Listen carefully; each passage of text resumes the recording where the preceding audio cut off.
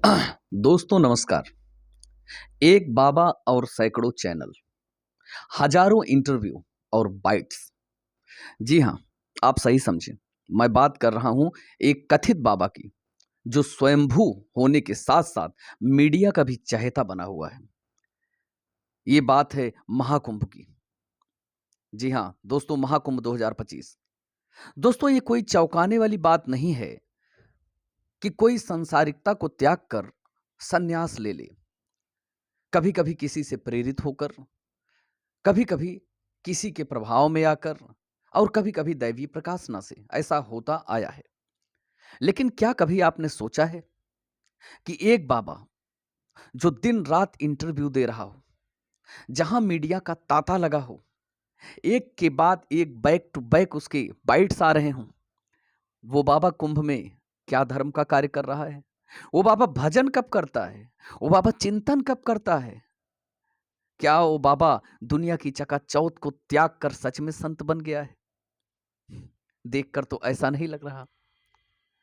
क्योंकि दिन रात इंटरव्यू देना इस बात की गवाही है कि ग्लैमर कहीं ना कहीं सबको प्रभावित करता है। दोस्तों, मैं जिस बाबा की बात कर रहा हूं, आप समझ गए होंगे। जी हां, आईआईटी बाबा के नाम से फेमस अजय सिंह की, अभय सिंह की।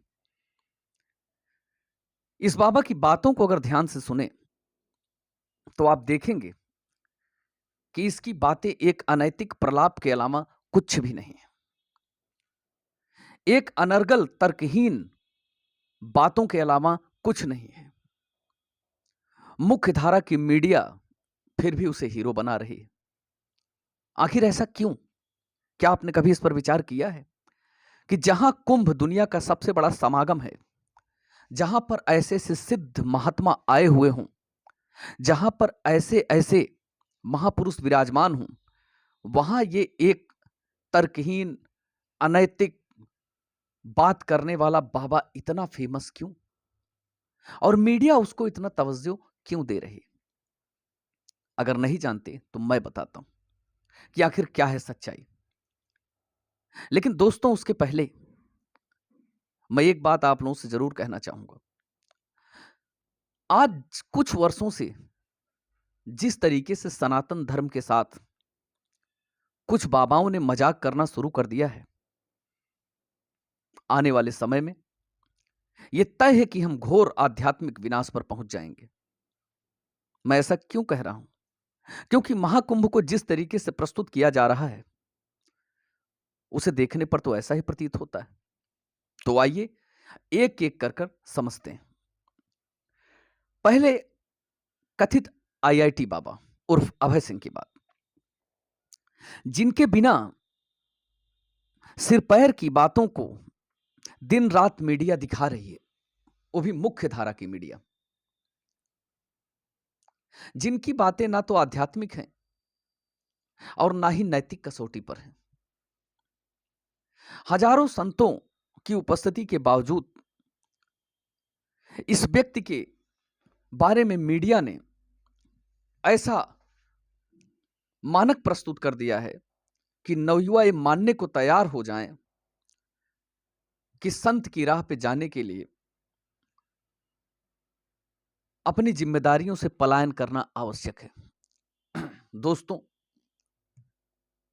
ये कथित बाबा जिस तरीके से बात कर रहा है, आपको नहीं लगता कोई बात तर्क पे सही नहीं है? और जब सवाल पूछा जाता है तो गोल मटोल हंसी के साथ एक प्रलाप करके निकल जाता है और अपने आप को इस तरीके से दिखाने की कोशिश करता है कि जैसे वो बहुत पहुंचा हुआ व्यक्ति बन गया हो। ये भारत है। वसुधैव कुटुंबकम की भावना के साथ संतों में कुछ आधारभूत सिद्धांत अवश्य पाए जाते हैं। संत और समदृष्टि, यही सनातन का मूल है। समदृष्टि संभाव दुखे सुखे समाकृता, गीता में भी कहा गया है कि जब भाव स्थिर हो जाए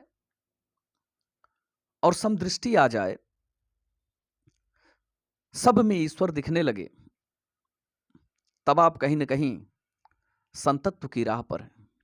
लेकिन ये बाबा जब इससे इसके परिवार के बारे में पूछा जाता है, जब इससे इसके माँ बाप के बारे में पूछा जाता है, तो आप देखिए इसके अंदर क्रोध और ईर्ष्या से भरे कुटिल मुस्कान के साथ ये अपने माँ बाप की भी बेइज्जती करता है। इसका क्रोध इसमें स्पष्ट दिखाई पड़ता है, बदले की भावना स्पष्ट दिखाई पड़ती है। और ये गुण किसी संत का नहीं, एक कायर का ही हो सकता है, एक अनैतिक व्यक्ति का हो सकता है, एक ढोंगी का हो सकता है, एक पलायनवादी का हो सकता है, जो अपनी जिम्मेदारियों से भागकर कहीं दुबक कर अपने आप को श्रेष्ठ साबित करने की कोशिश करे। और इस व्यक्ति के आध्यात्मिक ज्ञान के विषय में देखिए, मैं मानता हूं ये योग्य है, आईआईटी में कभी पढ़ा भी होगा, लेकिन योग्य होना, ज्ञान अर्जित कर लेना कतई इसका समर्थन नहीं करता कि आप सक्षम हैं और क्षमतावान हैं। संत और सन्यास के लिए सक्षमता और क्षमतावान होना बहुत आवश्यक है। मेरा कहने का यही मतलब है कि जिस तरीके से इस व्यक्ति की बातें हैं, एक सामान्य दर्शन शास्त्र पढ़ने वाले व्यक्ति से भी कम है। आध्यात्म के नाम पर जिस तरीके से ये कुंभ को बदनाम करने की कोशिश कर रहा है, उसमें इसका यदि 10% रोल है तो मीडिया का 90% है। मैं आईआईटी वाले बाबा के नाम से फेमस अभय सिंह के बारे में ज्यादा ना बोलकर अपने मीडिया बंधुओं से कहना चाहूंगा कि कभी किसी लड़की की नीली आंखों के पीछे आप रिपोर्टिंग करने लगते हैं, कभी किसी बाबा के कई साल से हाथ उठाने के बातों पर आप रिपोर्टिंग करने लगते हैं, कहीं आप लेजर लाइट की रिपोर्टिंग करने लगते हैं। आखिर ये क्या है? कुंभ तो इतने महापुरुषों का समागम है, ऐसे ऐसे लोगों का ये संगम है, जहां पर यदि आप दिन रात रिपोर्टिंग करें और गुणवत्तापूर्ण रिपोर्टिंग करें तो भी 1 महीने आपको कम पड़ेंगे। क्या हम ऐसे ही लोगों को भारत के नवयुवकों का आदर्श बनाना चाहते हैं, जिनके माँ बाप ने कोई ट्रॉमा से कोई गुजरा होता है? यह अलग विषय है, हर व्यक्ति कहीं न कहीं किसी न किसी ट्रॉमा से गुजरा होता है, मैं इसका समर्थन करता हूं। मनोवैज्ञानिक समस्या आ जाती है, मानसिक समस्या आ जाती है, मैं ये समर्थन करता हूं इसका।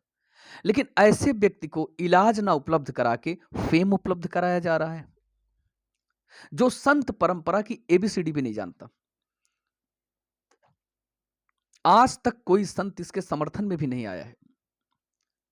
जिस तरीके से ढोंगियों का प्रभाव भारतीय समाज में बढ़ रहा है, जिस तरीके से लोभियों का प्रभाव धर्म के नाम पे बढ़ रहा है, जिस तरीके से स्थापित राजनीतिक बाबाओं का वर्चस्व समाज में बढ़ रहा है, दोस्तों आने वाले दिनों में ये कुंभ सुरा सुंदरी के प्रभाव में जकड़ जाएगा, ढोंगियों के प्रभाव में जकड़ जाएगा।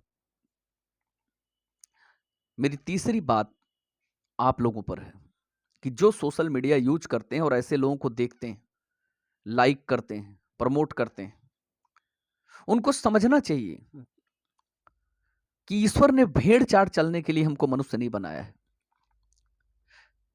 मेरी इन सारी बातों में कुछ लोगों को लग सकता है कि मैं किसी धर्म का विरोध कर रहा हूं, भारतीय संस्कृति का विरोध कर रहा हूं। नहीं, मैं उसकी तरफ से बोल रहा हूं।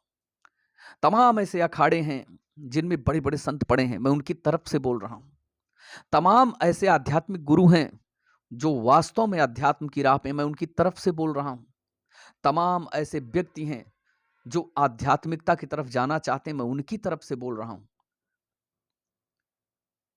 कि ढोंगियों को बिल्कुल प्रमोट ना करें, ढोंग के पीछे बिल्कुल ना भागें। चमत्कार आध्यात्म का बिल्कुल रूप नहीं है। चमत्कार का आध्यात्म से कोई लेना देना नहीं। जब चकाचौंध और चमत्कार तिरोहित हो जाते हैं, तभी आध्यात्म की उत्पत्ति होती है। अध्यात्म ठहराव का नाम है। अध्यात्म प्रज्ञा के स्थिर होने का नाम है। अध्यात्म एक ऐसी दुनिया है जहां पर लोभ, माया, तिरस्कार, इन सभी का कोई मतलब रह ही नहीं जाता। ऐसे ढोंगे लोगों से बचें। इन पर और रिसर्च करके बहुत जल्द मैं आपसे मिलता हूँ। नमस्कार।